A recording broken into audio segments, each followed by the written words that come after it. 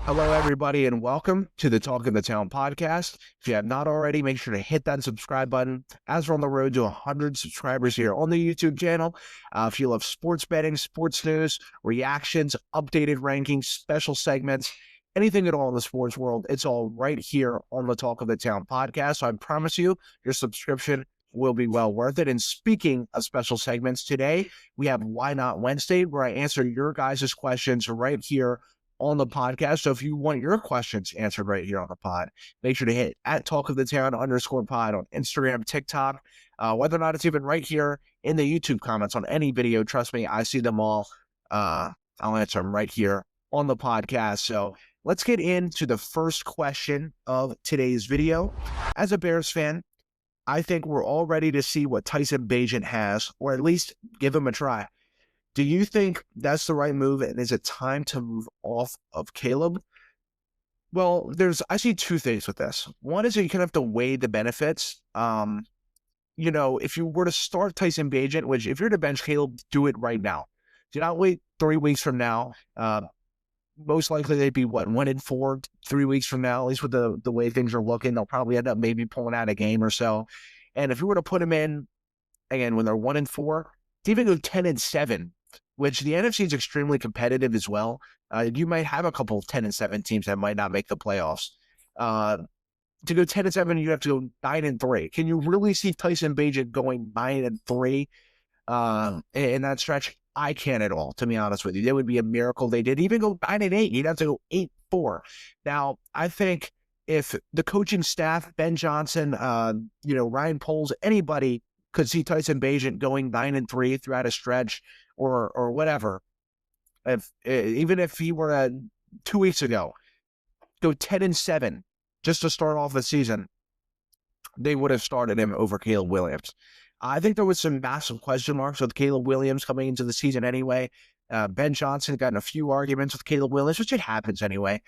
These coaches, they're out here playing for their jobs. And if their quarterbacks are not playing that well, especially a newer head coach, a brand new head coach. I mean, this is one of the most hyped up hirings since Kyle Shanahan, man. This guy, they have really hyped him up the last few years to get a head coaching job. And now he's out here coaching Caleb Williams. We thought he'd take that next step, and he shows flashes, but I don't think there's enough benefit to benching Caleb Williams at this point. Again, Tyson Bagent, I'm gonna give a few examples. There's like a million examples I could give of this. A few last year. You had the Joe Flacco and the Anthony Richardson situation where they benched Richardson.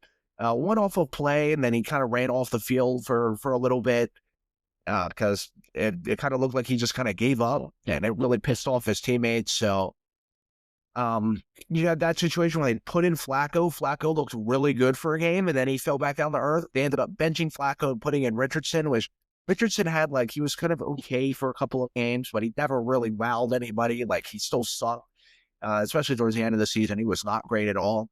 And then you're the Bryce Young and Andy Dalton situation last year, which was a lot different than that. They put in Andy Dalton similarly to Joe Flacco, played a good game. Then they benched him because he fell off a cliff again. And then they put back in Bryce Young, and Bryce Young actually looked really good. He looked like he revived his career. To this point, so far throughout the season for Bryce Young, he's been all over the place. The first half against the Cardinals last week, he looked really bad, and then the second half, he looked great. He looked like the kind of MVP caliber Bryce Young. I was saying, he could be a candidate for an MVP, a top 10 candidate, and hopefully he keeps playing like that, but he's been all over the place.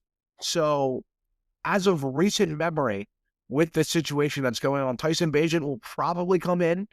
No teams really have any film on Tyson Bagent, at least any recent film, in an actual NFL game. And he might go out there and turn a few heads, and people are going to be like, this was the right move for a game. And then Tyson Bagent's going to fall off a cliff again. I mean, that's a tough division. Whether or not they go to play Green Bay, I don't know who they necessarily play in their next couple of games. Excuse me, but I'd have to look up their schedule, but whether or not they're going to have to play Green Bay twice, they have to play Detroit and Minnesota again, and they just got absolutely smoked by Detroit a few days ago. And there's just no benefit to me to starting Tyson Bagent, especially at this point. If you're going to start him now. There's any chance of you guys still want to make the playoffs, or you think, or you legitimately think you could make the playoffs with Tyson Bagent? What are you waiting for? There's no point of waiting until you're 1-4 or 2-4 or whatever and starting him. So you might as well start him right now. And that's where I think my other point is I don't necessarily think they want to do that because one, again, the benefit is not there because if they're going to look off of moving off of Caleb Williams this offseason and bench him, that's a lot more film and potential playmaking and big time plays you're getting off of Caleb Williams' film for other teams to maybe trade for him. Now, whether or not you get the first round pick back is extremely up in the air. Maybe not, but teams would trade a second or third round pick for Caleb Williams. Remember Carson Wentz a few years ago when he got traded to Indianapolis. I think they ended up trading a second round pick for Carson Wentz. I think you could easily at least get a second round pick back for Caleb Williams. There's too much there. And I think a lot of it, and a lot of teams are going to weigh that, is it just because he plays for Chicago? Chicago is a terrible, they haven't had a 4,000-yard passer, I think, ever. And Jay Cutler is like their all-time leader in almost every statistic for being a quarterback. So, yeah, man, a lot of teams will look at me like, dude, this is Chicago. Like, if we get Caleb Williams out here in Las Vegas, you know, like Las Vegas next season, especially with maybe a mediocre season from Geno Smith, you start seeing him declining a little bit, wouldn't be all over it. You got Tom Brady now influencing decisions in that organization, would be all over Caleb Williams. You have even Carolina, if Bryce Young goes out there and just kind of plays extremely mediocre, plays kind of on a roller coaster kind of trajectory he is right now, teams would be all over Caleb Williams, especially if J.J. McCarthy doesn't work out. Now, I don't think the Bears would trade Caleb in the division, so that probably wouldn't happen, but you'd have a lot of teams eyeing that down. Miami.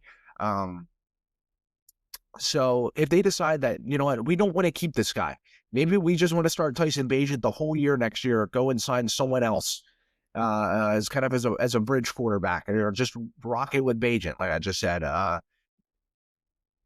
then they'd go and move off of Caleb, because this whole situation could get ugly. And I don't think Ben Johnson and Caleb Williams connection just does not feel like it's there. I've watched multiple videos, the press conference with Ben Johnson and everything. He said on Sunday, you know what, we should have ran the ball more. That's my fault. But he's really trying to put it in the hands of Caleb Williams. He's like, dude, I'm trying to give this to you and you're pissing me off. Like, you see Ben Johnson on the sideline, he does not look happy. And him and Caleb, that it just does not feel like there's any synergy there. Like, it just feels very, I don't know. It just feels like there's a rift there. Whether or not, I don't think it's anything personal. I mean, maybe it could be. Ben Johnson's job is on the line. People are talking about him being a one and done. I don't think the Bears will do that. I think the Bears will give him another year. Look at how many chances they gave Matt Eberflus. You're telling me they move off Ben Johnson after a year?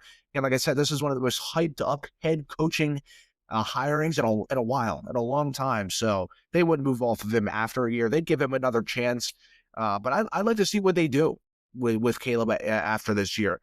Will they give him another chance, or are they going to move off? What if they go 5-12 again? You at least hear rumors about Caleb Williams getting traded, and Caleb Williams wouldn't mind it. Caleb Williams, I'll tell you this for one, and we all heard it and seen it coming into the draft. He doesn't want to play for Chicago. He can sit there and say he does. He has to please the media.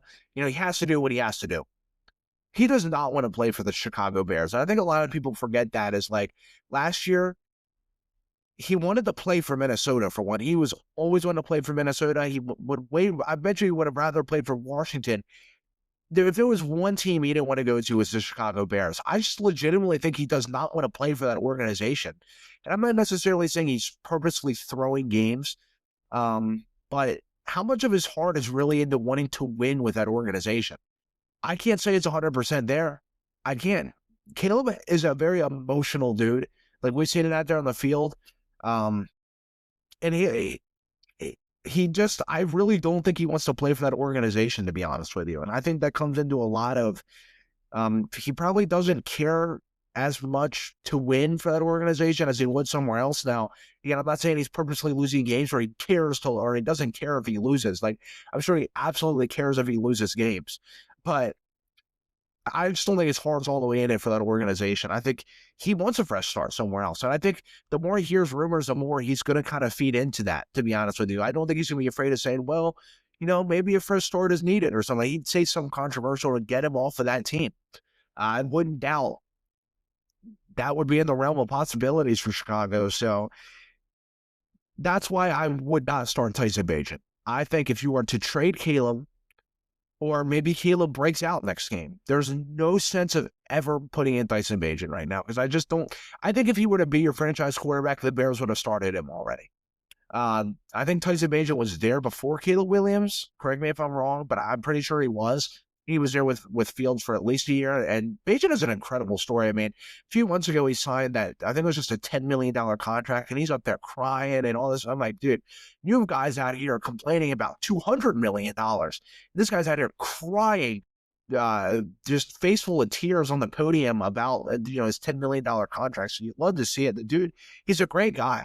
I mean, he's got to be an absolutely great guy to have in that locker room. So, having him there is great, but in terms of having him as your starter and benching your number one overall pick, in terms of getting a few picks back, in terms for maybe next year if you go to trade him, or maybe he does break out. He has shown legitimate flashes through these first two games that he can play in this league. So I just, the benefit of starting Tyson Bagent is not there for me.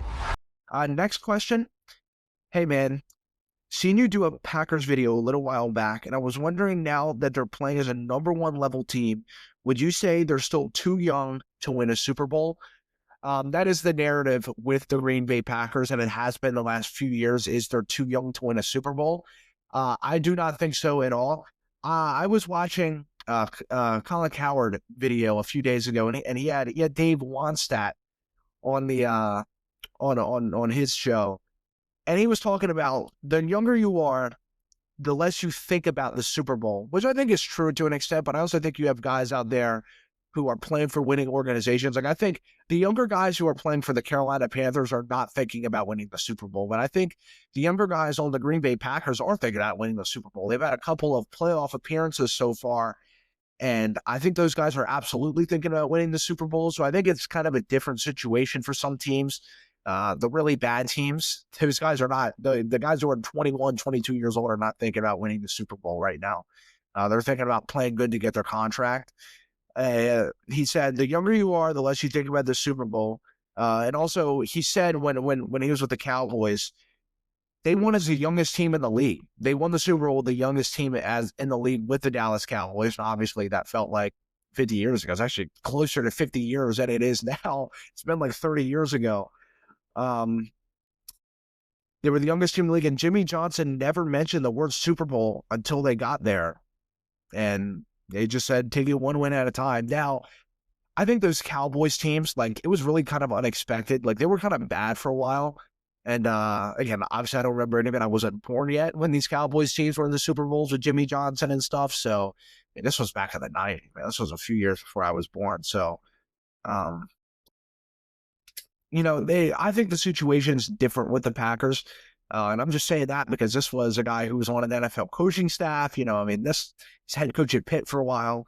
And he was a coach, part of the staff of a team that was the youngest team in the league to win a Super Bowl. But I think it's different for the Green Bay Packers because, like I said, this isn't a team that is really young and has sucked for the last few years, and all of a sudden they're kind of playing good this year. They played good the last few years as a young team. This team kind of now is like ready to win the Super Bowl. They've had a couple divisional round appearances, or they've had a divisional round appearance. They were pretty close in the NFC Championship against the 49ers a few years ago and choked that game away. They lost in the wild card to Philadelphia. No, they lost in the divisional to Philadelphia last year. No, it was in the wild card round because the Lions had the number one seed. That's right. I don't know. I thought the Eagles had the number one seed last year, but yeah, they lost the wild card to Philadelphia. Jordan Love was injured like all of last year. Started off with that horrible Brazil game. So, yeah, I think this team could absolutely go on to win the Super Bowl. I don't think it's true that they're too young. I think that narrative is way played out now. This team's had, they're young, but they have experience under their belt together. I mean, this team is just playing like a unit out there. The defense, the offense, man, they just play in sync. Like this, they always look like they know what they're doing out there. Like there's not really much confusion out there on the field. It's like these guys, they get in the huddle, they break, and they are just they all play so well together. And again, that comes with experience. And these guys being young is like their first experience in the NFL was all playing together. They didn't go out and play with another team. Like they all started off playing with each other. Not all of them, but a majority of these guys, especially in the offense, Dobbs, Wicks, Matthew Gold now to this point, Christian Watson. I don't even know if he's playing. I've not heard his name at all yet.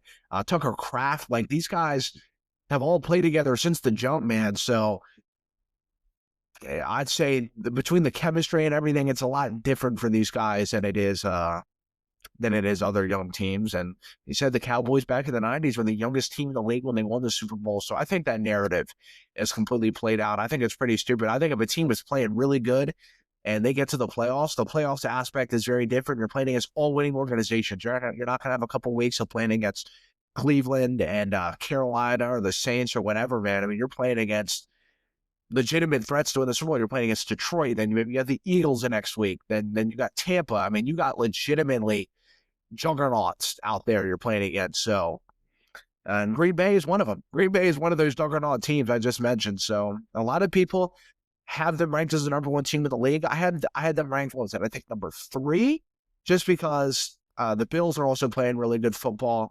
And you have the Eagles, defending Super Bowl champs. They have not lost a game in a long time. And they're out there still playing winning football. And I got to give it to them. But the Packers, if you wanted to put it number 1, in terms of just kind of playing dominant right now, they are the most dominant team in the league right now. Like they're just dominating who they go against. So, yeah, I think that narrative of the Packers being too young to win the Super Bowl, I think that's just kind of garbage, to be honest with you. I think this team in January is going to be, they'll probably finish 13-4 and competing for a number 1 seed in the NFC.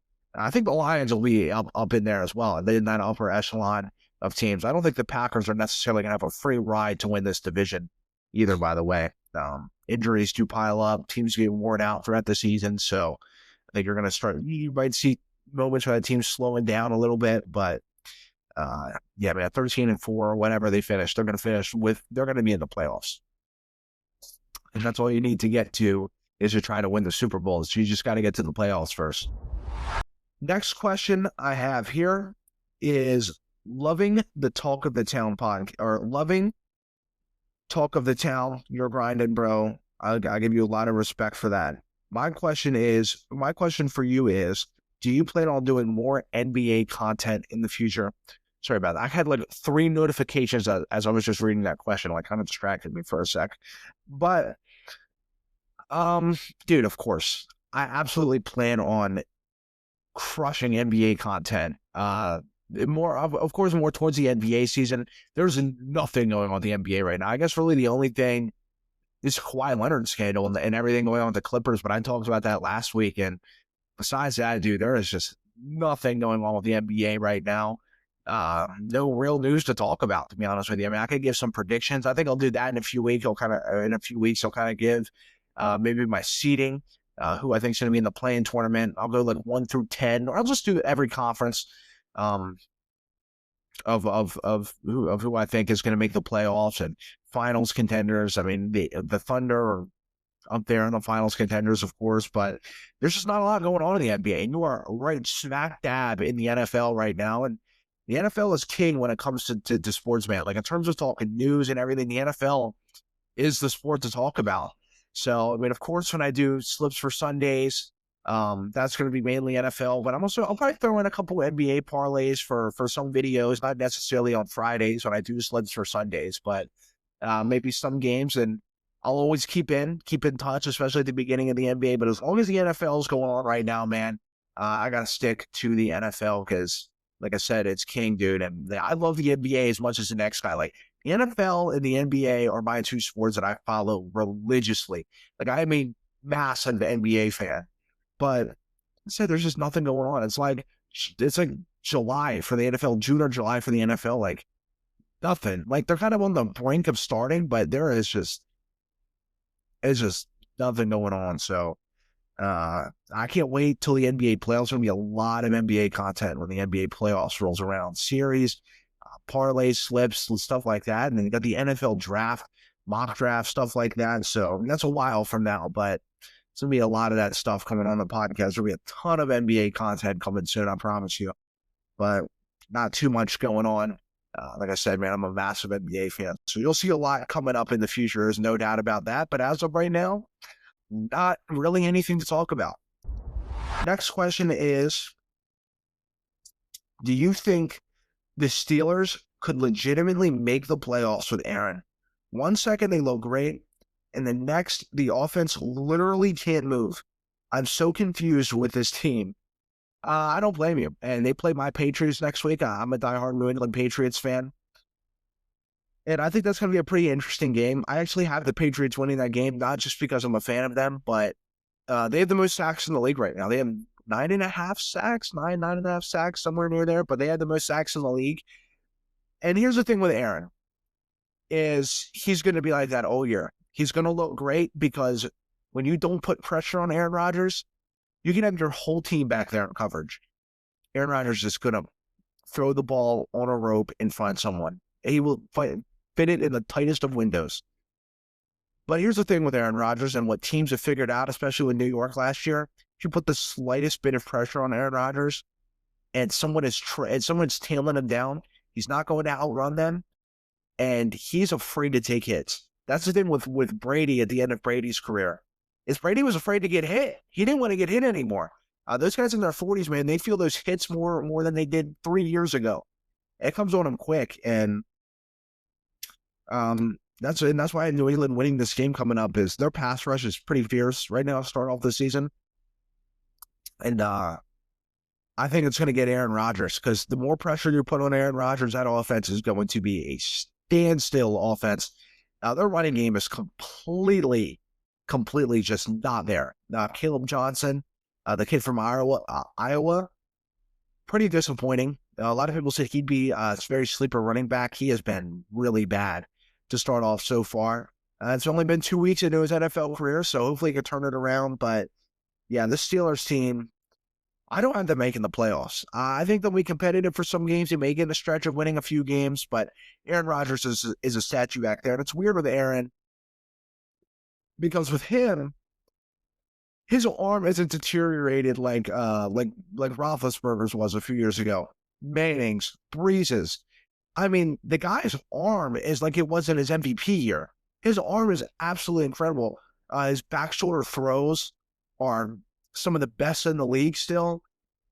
His accuracy is not quite as good as it was a few years ago, but he's still a pretty accurate quarterback, especially when he has time to stand in there. He just throws it on a rope. And the guy's arm is like it wasn't its prime, man. I mean, he is out there just zipping it in. But he just can't move anymore. He just legitimately can't move. The Pittsburgh defense kind of stinks. Like the defense is pretty shit, to be honest with you. Very overpaid defense. TJ Watt is kind of maybe looking like they should have traded him for a couple first round picks, which they could have gotten.